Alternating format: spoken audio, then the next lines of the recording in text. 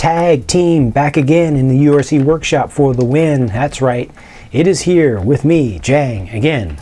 This is the OFNA DM-1. I took it over from Jonathan. I'm going to get the final pretty studio shots once it's all fully detailed out for the review. It actually came back to me a little bit earlier than planned for a few more details of final assembly. There were some annoying little technical difficulties that John was facing with the camera setup. We will get those worked out, but for now, just a few final details of assembly of this thing, and then I'll get the body all trimmed up and this thing will be done.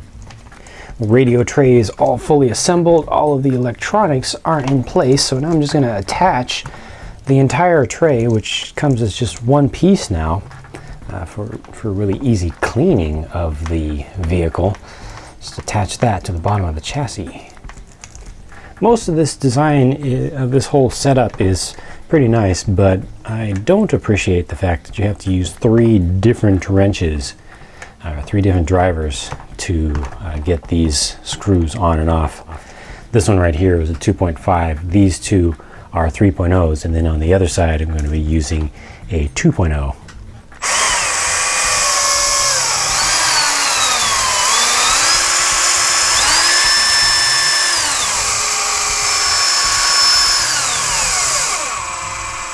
Alright, that is as secure as anyone could ask for. At this point, you're supposed to put the receiver in. My receiver that I have is not going to be the final one in here, so I'm actually going to save the radio setup for last. I'm going to leave the receiver box open for now, but you can see obviously the wires have already run over to the box. I'm going to skip ahead to the steering linkage assembly between the servo and the bell crank.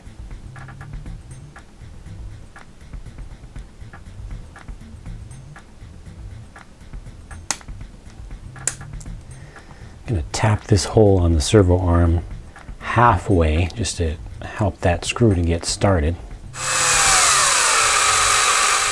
The hole on this one's actually beveled on the top to help the screw to get started in it, but I'll still give it just a couple turns just to make sure that thread has a good place to go.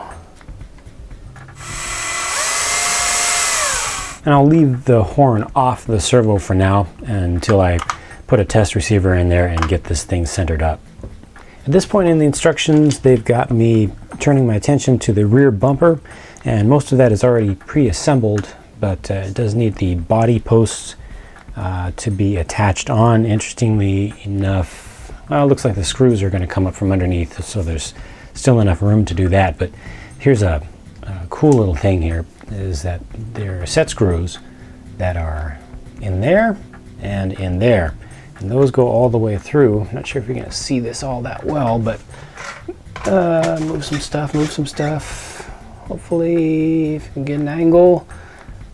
These blocks, maybe if you can look on the left side, these blocks that move, the kind of rocker arms that activate the sway bar, you can see that they actually hit the upper piece at the full compression point.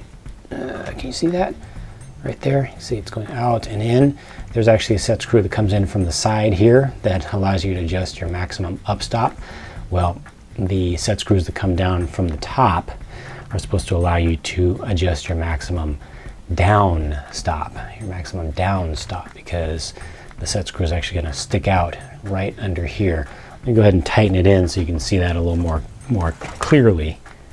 Well, hopefully you can see the set screws sitting there now. It's protruding, and that's how it's supposed to act right there, but it's really not doing its job. I had to put it through a lot further than they suggest. They say 3 millimeters approximately, but it's a lot more than 3, and it's not getting a clear enough shot.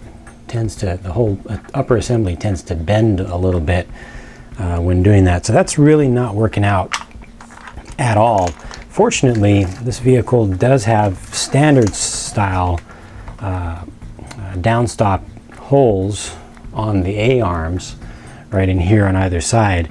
So since these are intended to be downstops and they're not working, I'm actually going to remove them and see about putting some real limiters into the normal holes.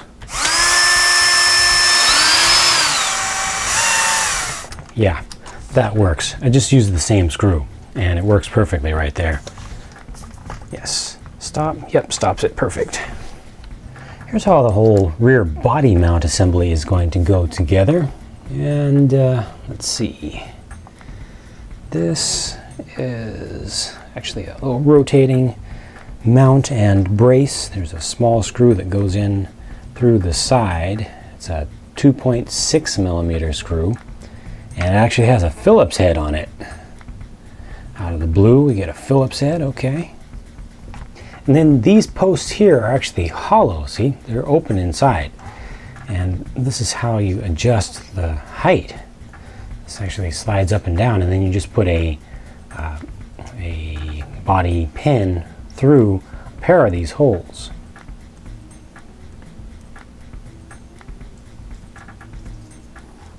And then these are going to attach right there like so. 4 millimeter screws are going to come up from underneath. The fronts are pretty straightforward, just posts with little swivels on them, but they didn't quite leave you enough room to get the screw in nicely. It has to come up from underneath here, but I'll just squeeze the foam out of the way a little bit and make it work. Had to do that off camera, but voila, there we go.